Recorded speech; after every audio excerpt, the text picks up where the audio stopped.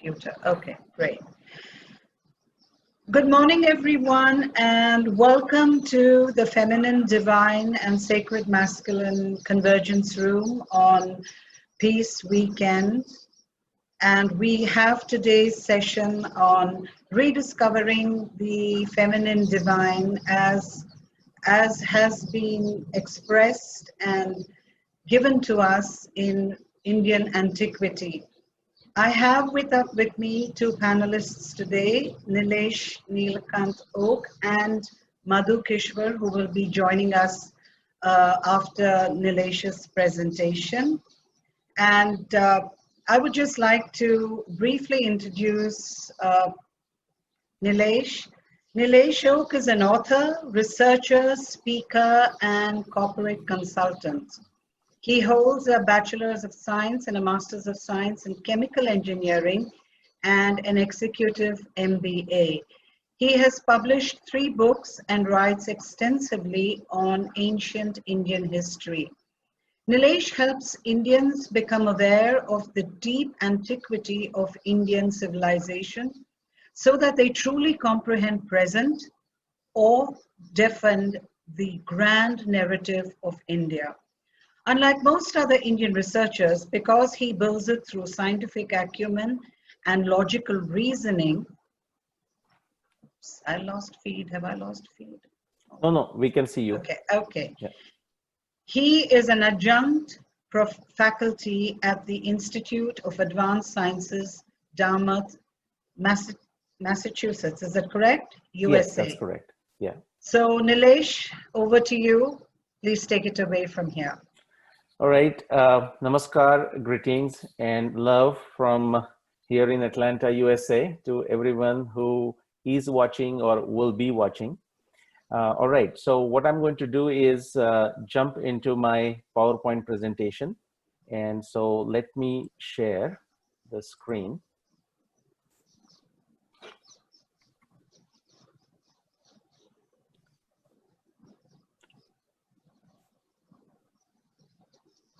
All right, so rediscovering the feminine divine in Indian antiquity. Just yesterday was International Democracy Day, and Dr. Jaishankar, the External Affairs Minister for Government of India, in his tweet, he said, "For India, democracy is both a cultural heritage and a contemporary choice." And I like that statement of his. And the reason I mention this is because I can essentially copy and refer that to the divine feminine and the sacred masculine. So this ditto can be said for this principle of divine feminine, and the bigger theme is sacred masculine. I deliberately change it to divine masculine. And here is the reason. Sometimes the word sacred is also understood in the sense of something that's something you don't argue with, or something that you don't change, or something that you cannot modify. So that's not what the intended meaning of this divine should be. Divine is something that we are exploring, and there is much more that we have already explored, and there is a much more to be explored. So it's not a subject that has got an end right now. So modifications are necessary. Modifications is a part of it with our changing, evolved understanding. So I prefer to use the term divine feminine, divine masculine, not to belabor on this. Now, it was Galileo Galilei, who told us when he pointed his telescopes towards the sky that, he could see the objects up in the sky are as imperfect or as beautiful as the earth. Okay. And so he said, so essentially he brought up this celestial and terrestrial together. The celestial is equal to terrestrial. It is in last 500 years, at least, it is due to Galileo's pointing the telescope towards the sky. And the reason I'm mentioning this is that we will quickly look at the philosophical aspect, and the experiential aspects of Indian civilization at this divine feminine, divine masculine. But then the next question we should also ask is, does that philosophy percolate into the everyday life, in what we do, how we behave, what is our moral fabric, all right? And does it show, does it exhibit, does it manifest through our actions? And what are those actions? The actions comes in the form of a language, they come in the form of a culture, and they come in the form of identity. Sometimes it's a national identity, a language identity. It could be different identities. We can classify as much as we like. In terms of the soft power, if you want to talk about, in terms of wisdom, how that comes out, the philosophical stage, but also what is actually practiced. And then the protection, which is the resources and whatnot, and the energy. And I'm using this set of 3 words for a reason. You can also think of this in terms of creativity, space, and time. Now, these are all in the positive way. We can also think of this in terms of what is that we want, what is that we desire, which is to say we may not possibly have it at any specific time. And these are 3 Sanskrit words: amati, kshuddha, abhishastu. If we go back to the oldest ancient Indian narrative, or oldest ancient narratives of humanity that has survived and that is with us, that's Rigveda. And I'm going to quote one sukta, richa, from that Rigveda. It goes like this: Tvanno Om Tvanno Asya Amate Rutakshudo Abhishaste Ravasprudi Tvanna Uti Tava Chitraya Diya Shiksha Shachishta Gatuvita. The 3 words there, if you see, amati, kshuddha, and abhishastu. Amati meaning ignorance, exactly the opposite of wisdom. Kshuddha means hunger, and the hunger is, of course, the hunger of a stomach, but hunger of everything, all the basic necessities, that we need to sustain and to protect ourselves. And abhishastu is curse or imbalance, any kind of imbalance. And when that is fixed, then we are in balance, we are healthy, and so on. So you will see these different words. Now, what does all this have to do with the divine feminine or divine masculine? I'm not going to read this Rigveda Sukta. This is, the Rigveda has 10th mandalas. This is from the 10th mandala of Rigveda. And this is a Sukta dedicated to the divine feminine. And you can see the combination of for example, on the left, you are seeing this picture of 3 goddesses there: Saraswati, Lakshmi, and Shakti. And here the word uses a Vagam Bruni. So you see the combination of these 3, their attributes, what is the philosophy, what is the principle, what is the practical, into this particular sukta. Now, why do I mention this? The reason I mention it is sometimes we may think that this could be the divine feminine, like many other places, might be a later evolution. Well, at some point of time in humanity, people realize this principle, but as far as the Indian civilization is concerned, it's very ancient. It goes all the way back to Rigveda. That is my point. So I'm not going to go through the translation of it, but we will look at the picture that you are seeing on the left right here. So if we look at Indian Trimurti, 3 is like 3, like a trinity, okay? 3 murti, 3 forms, 3 principles. These are the principles of creativity, these are the principles of protection, and these are the principles of unification, okay? And so to represent that, what we have here is that Trimurti, the divine feminine, projected to us as a Trimurti: Saraswati, Lakshmi, and Shakti coming together. Now, remember, let's not forget the sacred masculine or the divine masculine. So we have exactly a similar parallel, similar contemporary, similar thing on the masculine side. And that's known as Bhagwan Dattatreya, that is Brahma, Vishnu, and Mahesh coming together in a Trimurti of a Dattatreya. All right. And again, there is a perfect parallel between that creativity, protection, and unification on both sides. Okay. One more point I need to mention. So, for example, Brahma is responsible or represents creativity. Okay. And Vishnu is the word, the original meaning of the Sanskrit word is for the space, to expand. So that's the space, and in the space that where we live, where we move, and so on. And so we also need a protection, and that protection, that abundance is coming from the Lakshmi. So there is that parallel. So Brahma, Vishnu, Mahesh, and here you have Saraswati, Lakshmi, and Shakti. And I will briefly talk about their relationship. And then finally, the unification. Many times it's misunderstood the role of Lord Bhagwan Shiva, Rudra, as like a destroyer or the dissolution. Dissolution is an okay word, but destroyer is the wrong word. In fact, it's a unification. It's like sun rising and spreading its rays in the morning. The day goes by, and at the end of the day, when sun sets, as if sun pulls all the rays back into himself. It's a unification. That's the process of a Shiva.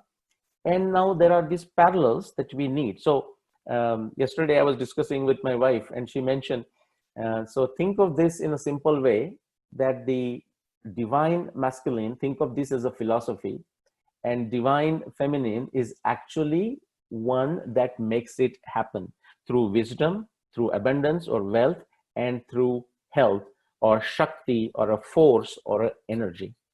All right. That's what is needed to fix things, to bring them in balance and make them whole, make them healthy.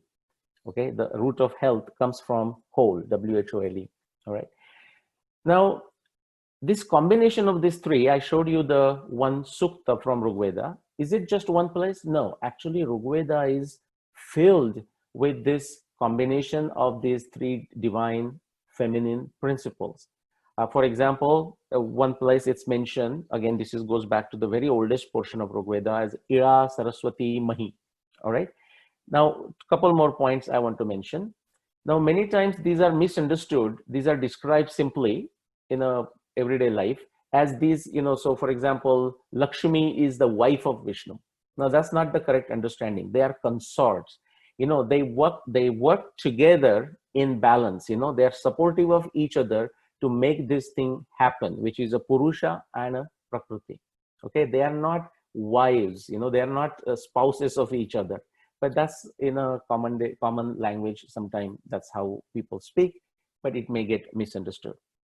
So we talked about the Rigveda, one of the oldest, the oldest text of humanity. Now the question naturally we should ask is, how deep is Indian antiquity? And that has confused us a lot, okay, because there are many different opinions. So let's talk about what do we know based on scientific research that has occurred over the last many years. For Indians, there are these long cycles of yuga, and I'll briefly mention this. But something that we can objectively test, even if we look at the objectively testable scientific evidence, that's what the picture that emerges. So what you see on the screen is the time axis. Today is where we are, 21st century. If we go back 2000 years, that's the zero. That's the beginning of the combination CE, BCE. So, and then now we are going backwards. So minus 5K is minus 5000 BCE, minus 10K is minus 10,000 BCE, and so on. Now, this also summarizes my research work of last 30 years. So I'm going to start with the Mahabharata. Now, Mahabharata is one of the two well-known epics of India. Now, what is the context of these epics for the world? The Mahabharata is the longest epic of humanity. Just to give you an idea, if you combine, say, Iliad and Odyssey, the total size, and multiply that by 8 times, then you get some idea of how big Mahabharata is. What I did over the last 25 years now is I looked at all the internal evidence of this Mahabharata text, 125,000 verses long, and extracted initially, specifically all the astronomy descriptions, all the astronomy evidence. It amounts to more than 300. And when I put this together as a jigsaw puzzle, like solving a crossword puzzle in a scientific fashion, of course, testing every single piece of evidence objectively that will stand the scrutiny of any best revolutionary scientific experiment, scientific theory, it leads us to one specific date, and that date is 5561 BCE. That's more than 7,500 years ago. I did the same for the Ramayana, the Valmiki Ramayana. Now, what is the context of Valmiki Ramayana for humanity? It is not as big as Mahabharata, but it is the oldest, even in the Indian context, it is called Adi Kavya. Okay, it's the oldest surviving epic of India, but also oldest surviving epic of humanity. Again, it captures a beautiful historical period of Rama's time, just like Mahabharata also does the same, a beautiful historical period 7,500 years ago. Ramayana does that for more than 14,000 years ago, 12,209 BCE. And I used the exactly same method. I went through Valmiki Ramayana, extracted all astronomy observations. They actually amount to close to 600. And again, when I solve them in a fashion of a Rubik's Cube, jigsaw puzzle, crossword puzzle, it leads to a very specific, unique date of 12,209 BCE. That is the year Rama and Ravana Yuddha, the war, took place. And I'll speed up a bit faster for Rigveda.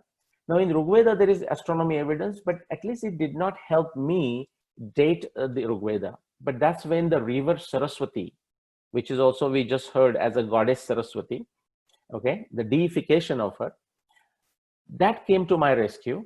And what it shows us is that the Rigveda is not composed over one specific time period, at least the way the Ruchas comes to us, but the oldest portion, the latest portion, the youngest portion of Rigveda are 7,500 years old, same time as Mahabharata.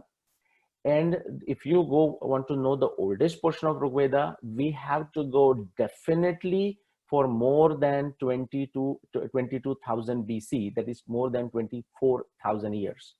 And I'm not saying Rigveda is 24,000 years old. I'm saying it's much older than that. It's definitely older than that, okay? And now I have a wonderful, I do consulting work, and I have a wonderful, I'm a consulting friend in UK, British consultant, with a great sense of humor. He has studied my work. And you know, when he saw this, he said, Nilesh, you need to put a dot there for the timing of European Enlightenment. And the context is important. So that's the timing of European Enlightenment, especially when Europe came in touch with some of the Eastern places, especially India, but also Arabic countries and the China. A lot of knowledge transfer took place. Significant development took place in science in Western Europe. And we are seeing the benefits of it, like Zoom and internet and whatnot, which the science turned into technology. But some of the negatives that also came out, for example, one utterly nonsensical proposition that came is now, you know, Aryan invasion theory. I mean, there is no theory to it, there is no evidence, but that is something that really distorted the true antiquity of Indian civilization. And for Indians, I would say the Yuga theory always existed, but it has multiple definitions. But for some reason, we got stuck with one specific definition, and that has also led to a distortion of the true antiquity of Indian civilization. Sometimes it will claim something very, very old, which refers to, say, the beginning of a universe, but it might be misunderstood as the pragmatic history of our times. All right. So with that, what I want to show you is this is where I started. But then over last 15 years or so, I have found enormous evidence. And just to represent that word enormous, I have put there 1,000 plus. But enormous empirical, objectively testable scientific evidence from dozen plus different disciplines of hard sciences. And that all support, every single piece of new evidence that I find supports the timeline that I said. Now, why is this important? So I'm going to move on now. This is what we are working on. So we don't, as I said, we don't have to stop at 24,000 years. We can actually go back. I'm not going to explain this map. I don't expect you to understand this, but do understand it actually goes back in deep antiquity. Quickly, my books, if you are in India, you can go to subbopublications.com. If you are outside India, on Amazon, these 3 books. And I'm working on this history of Hindu civilization that is follows the path of Saraswati, the antiquity of Saraswati, and so on. All right. Now, why describe this antiquity? Because it gives us the context to understand the development and actual practice of this divine feminine, divine masculine. So I'm going to get into the few illustrations, and with the help of illustrations, let's understand how Indian civilization saw this at the philosophical level, at the experiential level, and a very practical and pragmatic level, actually in a everyday life. How was it practiced? Okay, was this something where we only have the lofty ideas for philosophy, but when it comes to practice, we really can't use it? You will see that that is not the case. There was a perfect balance between what was proposed and what was practiced. Granted, there would be some exceptions, like in any society, they would happen. So let me begin with my illustration number 1. This is a role of a feminine as an administrator, as the highest role, like a royalty, a queen, the administrator for the kingdom. Okay, and I'm taking you to more than 14,000 years ago, to the timing of Ramayana. Those of you who know the story, if not, I would encourage you these days, you can go many sources. Well, if you just type Valmiki Ramayana, you're going to get so many sources. Many people are familiar with the story of Rama, but this prince, young prince, is only 17, 18 years old.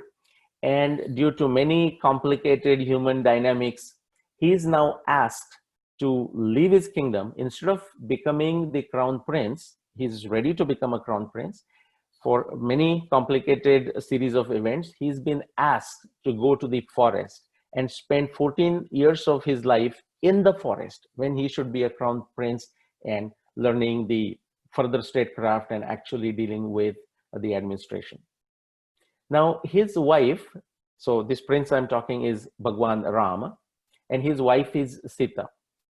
And so when only Rama has to go per the condition, and so at that time, the royal sage Vasishta suggests to everyone there that, all right, if Rama has to go per these all complicated scenario conditions, that's fine. But Sita, his wife, she doesn't have to go. And so this is what he's saying. I'm just giving you a crude translation in English of the Sanskrit verses.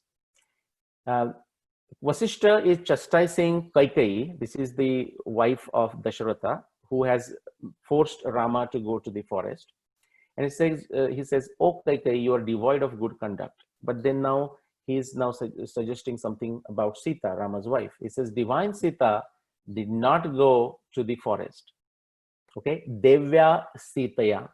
That word dew, sky, is from where the Dios word comes, and then therefore divine. Okay, divine Sita need not go to the forest. Remaining here, she should occupy the royal throne of Rama. For even a householder, the Rama and Sita are married, his wife is his Atma. Atma, a crude translation, not a perfect translation, would be soul.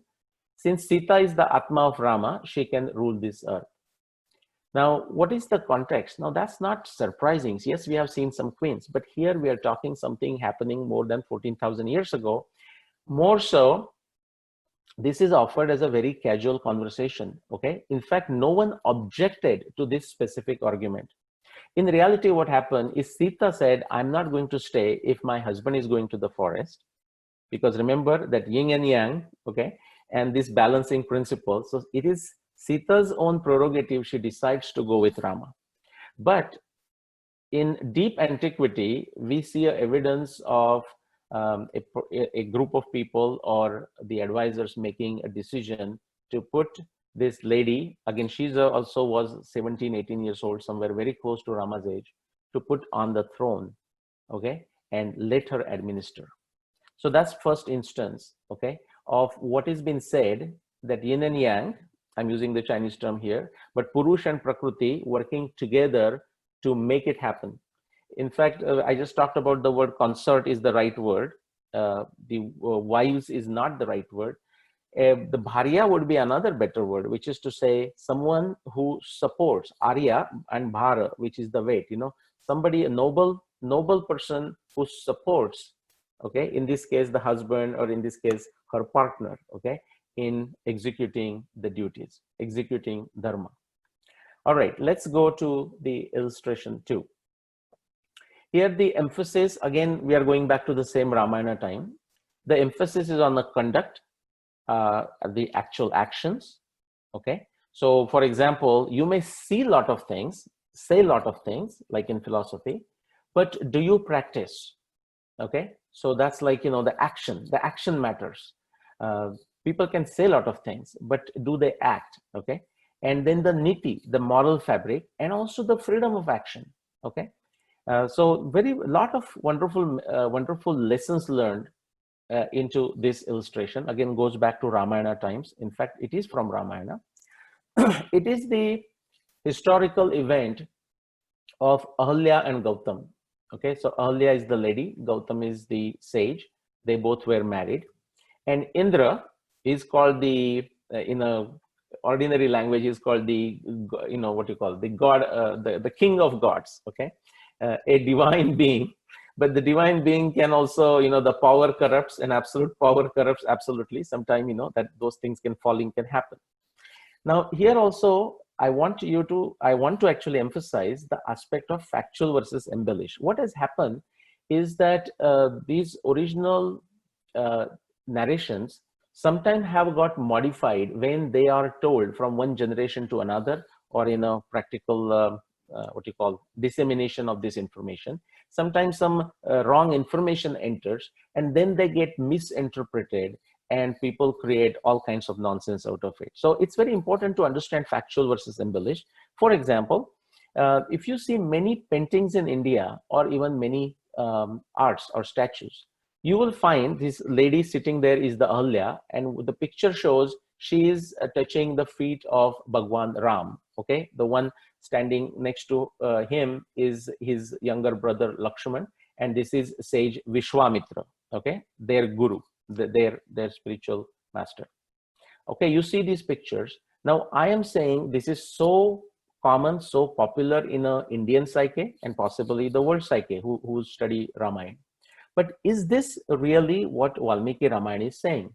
Okay, and the answer is no, it's not what Valmiki Ramayana is saying, but somewhere it got a little bit twisted, misunderstood, and it kind of, flow from there. So what is the real story then? And it's very important that we understand the real story, because when I was young and I was listening to this story, it never made sense to me for many other reasons. I don't have a time to go through the details of the story, and I'll briefly mention it. But when I took to Valmiki Ramayana, the original reading, then it made total sense. So let's see what the factual is. Okay, quickly, those of you who would be watching or are watching, if you want to have a quick, beautiful introduction to Valmiki Ramayana through a visual medium, definitely subscribe to this channel for 21 notes. It's on the YouTube. And in English, but also in Hindi, it is doing a series through all the 7 kanda of Valmiki Ramayana. They have, I think, already completed the Balakanda and Ayodhya Kanda. I'm using some of the figures and pictures from this channel to tell the factual story. Okay, so that's why I just thought I'll mention it.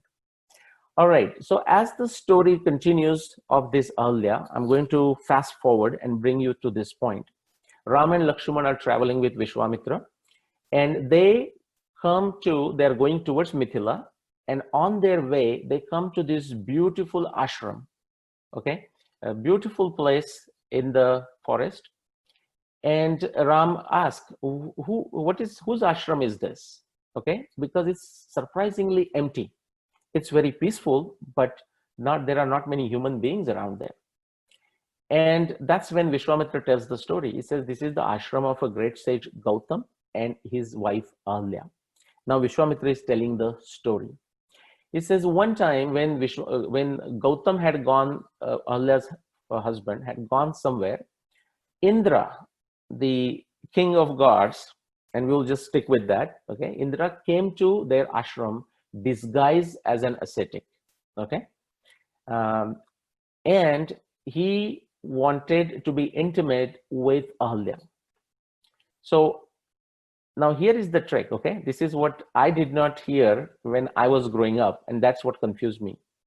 But what this is interesting. So now the story that is commonly heard is that Ahalya did not recognize Indra, but actually Ahalya did. That's what Valmiki Ramayana says. Ahalya saw through the disguise, but gave her consent to be intimate. Okay, the Sanskrit verse from Valmiki Ramayana, very beautiful. It goes, Muni Vesham Sasraksham Vidnyaya Raghunandana Matim Chakara Durmeda Deva Raja Kutulat. Out of this curiosity for the king of Devas, Ahilya gave her consent. Okay. Now what happened? While they went ahead and became intimate, it so happened that Gautama came back at that time. Indra was scared, he ran away. Now, abhishastu, the word that I use, like a curse, okay, or an imbalance. What this has done, this particular act of infidelity has caused some imbalance, actually a significant imbalance in their relationship of a Gautama and Ahilya. And so he cursed her that she must go through the penance, okay, in isolation in the ashram to fix her mental setup, to purify herself. Okay, it's very, very beautiful. Okay, what is happening here? Okay, so it's recognized, and then she agreed, of course, and she went through a deep tapasya. Okay, and how was this? That is again beautifully described in Valmiki Ramayana. Vata bhaksha nirahara tapyanti bhasmashaini adrushya sarvabhutanam ashramesmi nivasyasi. Essentially, she was alone in that place, which is very well encouraged, described in Bhagavad Gita, in Mahabharata, Ramayana. For example, we say, just live a simple life, take a minimum food and so on. So that's how she did a tapasya for a long time. And now we come back to that from that flashback to the story. Now, this is the story told by Vishwamitra to Ram and Lakshman about this ashram. So with this background, Vishwamitra and the others entered the Ahilya's ashram. And this is very nice how the Ahilya is described by Vishwamitra to Ram and Lakshman. The Sanskrit word, so beautiful, they are described as a Dushta Charini Deva Rupini. Okay, a great lady, a divine feminine, a divine lady who behaved incorrectly for a moment. Okay, very important. So there is no total damnation, there is no total glorification. The attempt is made to see the things as is, okay, what they are, and attempts made to fix those as and when required. And now they actually see Ahilya, who is doing tapasya there. Tapasa dyotitah prabham. How does she shine? She's shining brightly because of her tapasya, okay, because of her penances. And Vishwamitra asked Ram and Lakshman to do this. Actually, they recognized by themselves. And Ram and Lakshman respectfully touched her feet. Raghavo tu tadatasya pado jagruha turmuda. Okay. So the reason I'm showing this is, remember the embellished story picture I showed you, where it is shown that Ahilya is touching the feet of Ram and Ravana, and Valmiki Ramayana is actually saying the exactly opposite. Sometime in transmission of a story, transmission of a language, sometimes these kind of mistranslations do take place, and they can create a havoc. It totally changes the story 180-degree opposite. Okay, so this is a good example. And then there actually, you can see many paintings. The painting on the right is done by my good friend Deepali Patwatkar from Pune, and this painting on the other side is one I saw, and I took a picture at the World Ramayana Conference in January 2020. Okay, so the point here is, though no eternal damnation, no eternal glorification, we have to earn it. We have to do the right thing to fix the imbalance. Okay, and it doesn't matter whether it is a man or a woman. Okay, divine feminine, divine masculine, it has to be earned, it has to be maintained. Okay, that's what the pragmatic lesson there is. Let's go to illustration 3. Transcending feminine, masculine, and then the varna and ashrama. And now, instead of 14,000 years ago, I'm going to bring you to closer to us. Okay, say more than 7,500 years ago, to the timing of Mahabharata, that 5561 BC that I referred to. Okay, again, just like there is this confusion sometime between feminine, masculine, or at least understood for Indian narrations or the world narrations. Okay, there is this other issue of a varna and ashrama, which are very much part of this divine feminine, divine masculine. We have to understand that dynamics. So the first column I have is the column of a varna. Okay, and most of you listening to this would have heard this: 4 varna: Brahman, Kshatriya, Vaishya, Shudra. and I have deliberately written Stri, meaning the feminine, the woman, as a separate one there.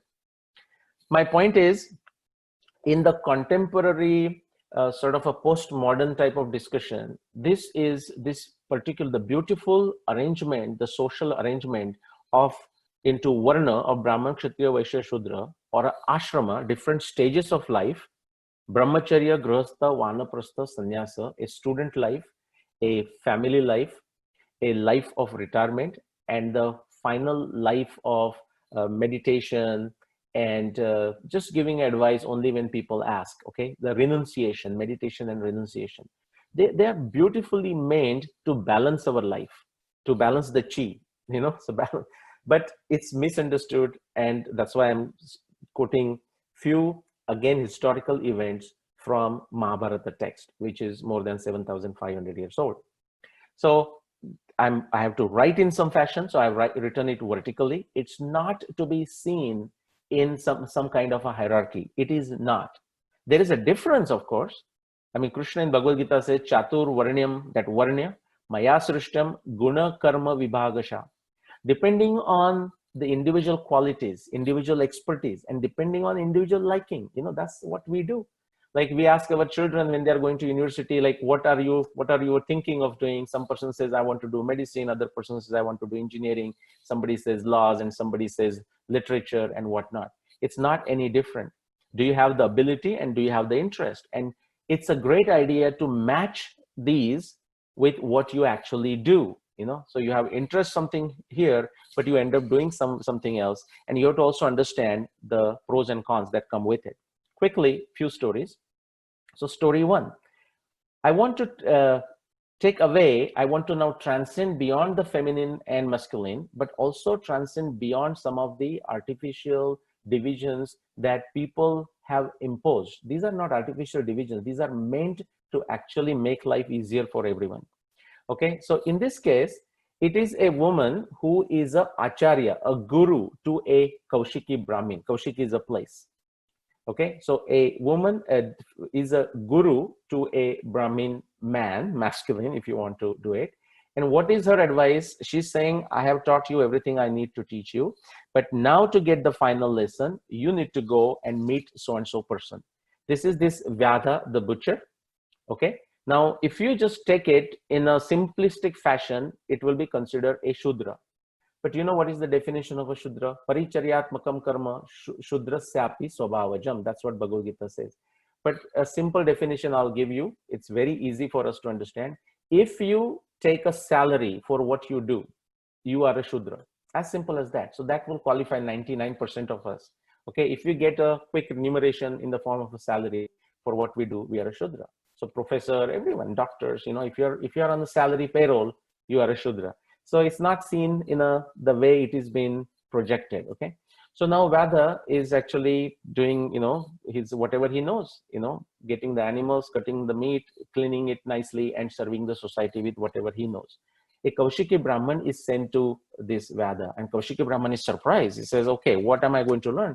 He goes to Vada and says, hey, my guru, my acharya sent me to you. Please give me the advice. And Vada says, I don't have advice. Then this Brahmin asks, so tell me what you do. And he says, well, this is what I do. I bring it, I clean it very nicely, and I serve the society.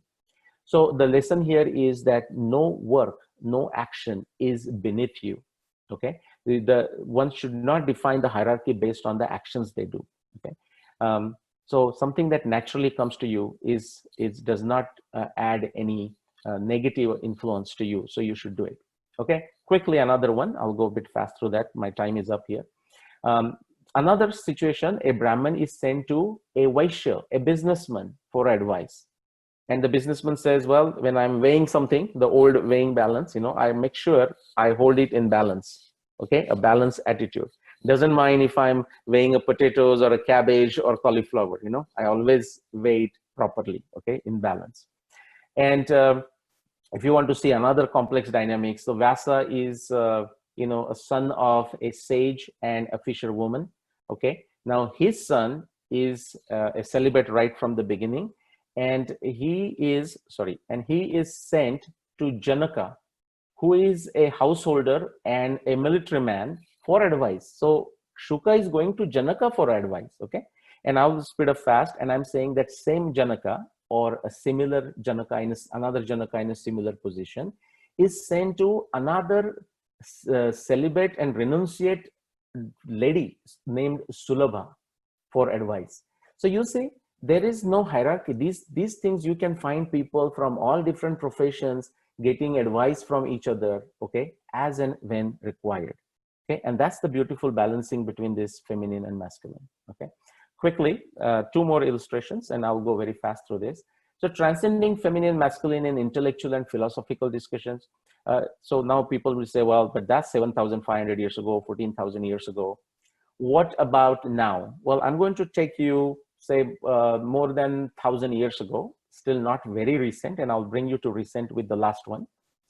What you are seeing here is on the left side, you are seeing a person named, a very knowledgeable person, Mandana Mishra. Okay, we are talking of more than 1,500 years ago. And here is the Adi Shankara, who gave, who really pulled the Hinduism from, at one point, as I said, the Prakriti, Vikruti, and Sanskriti. Prakriti is something natural, Sanskriti is the evolution, but sometimes it can degrade, sometimes, or it can go down. It may have the low points, may not be a degradation, but low points. And the people are so focused on the activity, and that's how you do it. So what you're seeing here, I'm simplifying this very crudely. There are Shad Darshanas, six experiential techniques in the Indian civilization. And so this person here, Mandana Mishra, was the proponent of something called Purva Mimamsa, okay, through yajna, okay, through yajna activity, getting the highest good. And Shankara is the proponent of Uttara Mimamsa, the philosophical. So action versus knowledge. And in reality, we know we need both, okay? So it is a debate between these two. And as Shankara, this Adi Shankara was going around India and convincing others, not through violence, convincing, that's the Indian tradition, through vada, through logical, scientific discussion. What is interesting is, when they come together and they agree to a debate, and the question now is, who would be the judge? I mean, they need a judge, arbitrator, or mediator. And Shankara selects Mandana Mishra's wife, Ubhaya Bharati, as the judge. He said, let her be the judge. And the debate goes on for many days. And what is interesting is that, not surprising though, but what is interesting is that she declares, she also has that divine feminine in her, the balanced attitude, samyak jnana. Just because Mandana Mishra is her husband, she's not saying he's the winner. She actually declares Adi Shankara here as the winner. Okay, that's something happening 1,000 years ago. And that brings me to the last one. The illustration that's bringing is to our times, okay? So I'm going to go for 500 years and bring it right to today. Transcending feminine and masculine. Again, we think, if you think in terms of chivalry, now usually the chivalry would be translated, at least understood in a subtle fashion. Bravery, courtesy, honor, yeah, true. But in most cases, it is exhibited by a masculine towards feminine, okay? Or a man towards a woman, okay? Now, if we have to transcend this, guys, we can't be just expecting chivalry only from a man towards a woman, okay? This has to be seen both ways. Now, that is the Indian philosophical point of view.